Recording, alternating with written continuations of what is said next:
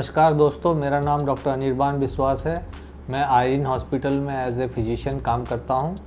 दोस्तों, आज मैं आपको जिस विषय में जानकारी देने वाला हूं वो है यूरिन इन्फेक्शन, जिसे हम इंग्लिश में यूटीआई भी कहते हैं। यूटीआई होता क्या है? जनरली यूरिन इन्फेक्शन उस बीमारी को कहते हैं जिसमें हमारी पेशाब की रास्ते में या हमारे पेशाब की थैली में या हमारे किडनी में, इनमें से किसी भी अंग में अगर इन्फेक्शन हो जाए तो उसे हम यूटीआई कहते हैं। इसके मुख्यतः दो प्रकार होते हैं, एक होता है बैक्टीरियल और दूसरा होता है फंगल। फंगल इन्फेक्शन बहुत कॉमन है, जैसे पेशेंट कोई डायबिटिक पेशेंट हो उनमें फंगल इन्फेक्शन काफ़ी कॉमन है। और बैक्टीरियल इन्फेक्शन जिसकी इम्यूनिटी कम हो किसी भी वजह से उनको हो सकता है। किडनी स्टोन्स एक मुख्य वजह है यूरिन इन्फेक्शन होने का, और कुछ दवाइयों से भी यूरिन इन्फेक्शन हो सकता है। इसके होने के कारण मुख्यतः या तो हमारा हाइजीन, या जिसे हम अपना पर्सनल प्राइवेट पार्ट्स का देखभाल कहते हैं, जैसे नहाना धोना साफ़ सफाई रखना, इसमें कमी हो, हम पानी वगैरह कम पीते हों, इसकी वजह से हो सकता है। कोई हमें और बीमारी हो जैसे डायबिटीज़ या उच्च रक्तचाप, जिससे हम अच्छे से कंट्रोल या नियंत्रित नहीं कर पा रहे हों, इसकी वजह से हो सकता है।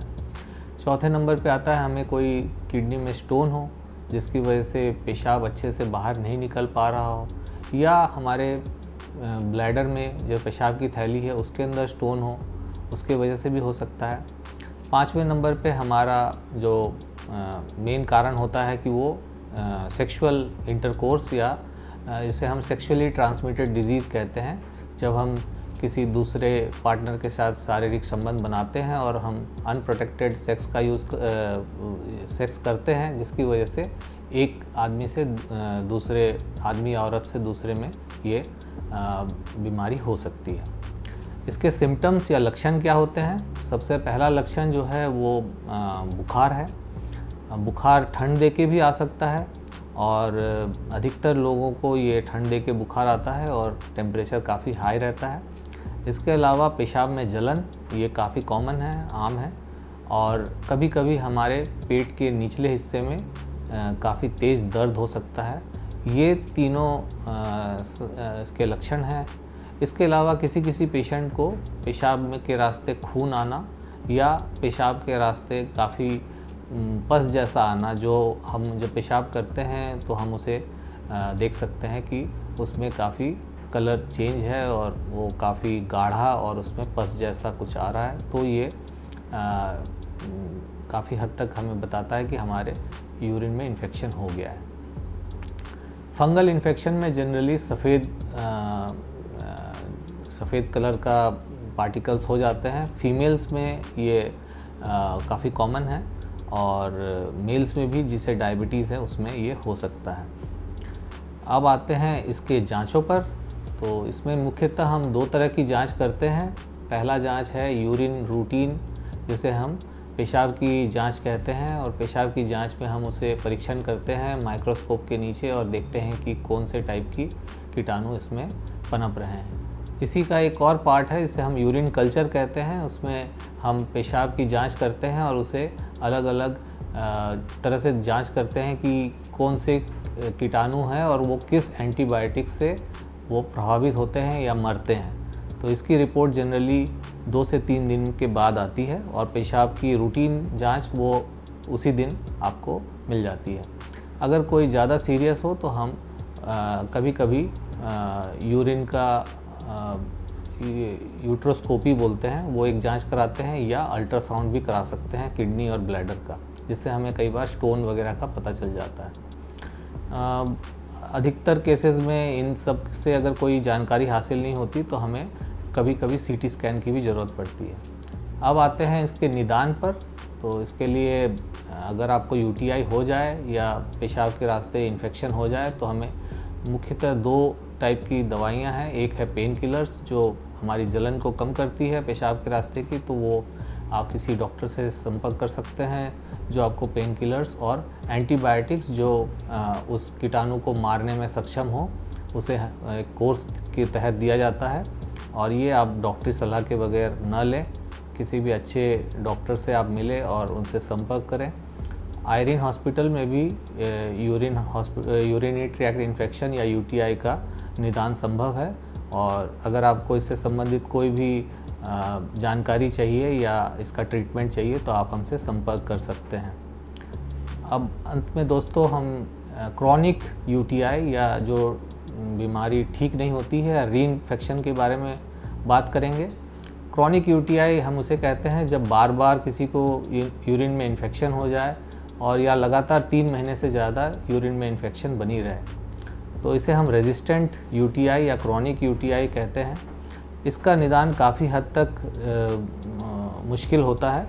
इसके लिए हमें काफ़ी जांचें करानी पड़ती है। कभी कभी हमें यूरिनरी ब्लैडर या यूरिनरी ट्रैक्ट की बायोप्सी भी लेनी पड़ती है, क्योंकि अगर काफ़ी दिनों तक यूरिनरी इन्फेक्शन रहे तो वो कैंसर या मैलिग्नेंसी में भी परिवर्तित हो सकता है। तो ये काफ़ी ख़तरनाक हो सकता है, और हम ये अपने दर्शकों को बताना चाहेंगे कि अगर किसी को बार बार यूरिनरी इन्फेक्शन होता है तो वो बिल्कुल भी समय ना गंवाएं और अपने किसी पास के अच्छे डॉक्टर से उसको दिखाएं और उसका इलाज करवाएं।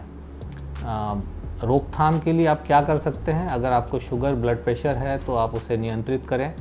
अगर आप अपने रहन सहन, खान पान, व्यायाम इत्यादि से नहीं हो पा रहा है तो आप डॉक्टरी सलाह से उसके लिए दवाइयाँ लें और उसे काबू में रखें। दूसरे नंबर पे है अपने हाइजीन, पर्सनल हाइजीन का ख्याल रखें। ख़ास तौर पे जब आप बाहर जाते हैं, होटल वगैरह में, सिनेमा घरों में, तो अपने साथ आप सैनिटाइज़र का उपयोग करें, जिससे आप क्लीन करके आप पेशाब कर सकते हैं। और पेशाब करने के बाद अपने प्राइवेट पार्ट्स को अच्छे से धो लें। तीसरे नंबर पे आता है कि डॉक्टरी सलाह के बिना कोई भी दवाइयाँ न लें। काफ़ी सारी दवाइयाँ हैं जिसकी वजह से भी इन्फेक्शन हो सकता है, तो आप कोई भी दवाई लेने से पहले डॉक्टरी सलाह ज़रूर लें। चौथे नंबर पे है पानी ज़्यादा से ज़्यादा पिएं।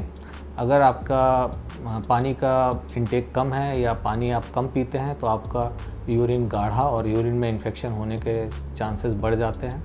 ख़ास तौर पे वो मरीज़ जिनको यूरिनरी स्टोन की शिकायत है या पहले उनको हो चुका है, उन्हें इस बात का ख़ास तौर पे ख्याल रखना चाहिए कि उन्हें पानी ज़्यादा से ज़्यादा पीना चाहिए। और लास्ट है कि अगर आपको कोई ऐसा यूरिनरी स्टोन वगैरह की शिकायत पहले रह चुकी है तो आप देर न करें और उन्हें डॉक्टरी सलाह से या सर्जरी के द्वारा निकलवाएं। हमारे आयरीन हॉस्पिटल में अच्छे यूरोलॉजिस्ट हैं, यूरोसर्जन हैं, जो किडनी के स्टोन को निकालने में सक्षम हैं, और हमारे यहाँ लेज़र से और लेप्रोस्कोपी के माध्यम से इसका इलाज किया जाता है, जिसमें आप 1 दिन के अंदर आपके स्टोन्स को निकाल कर आपको छुट्टी कर दी जाती है। तो अब ये कोई बड़ी बात नहीं है कि हम स्टोन्स के लिए ज़्यादा दिन तक भर्ती रहना पड़े।